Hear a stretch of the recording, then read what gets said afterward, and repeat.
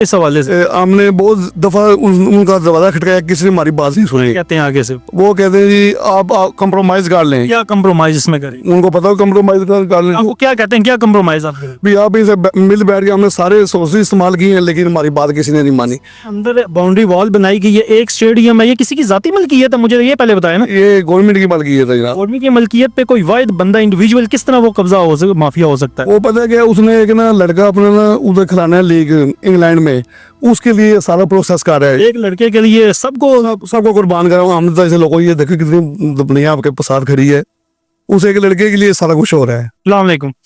वालेकुम सलाम जी। बताइएगा जी, ये पहले गेट होता था यहाँ पे, गेट भी गया, इसके अलावा क्या तहफ़्ज़ात है आपको, क्या मसाइल चल रहे हैं? आप तो सारे सरापा एहतजाज हैं।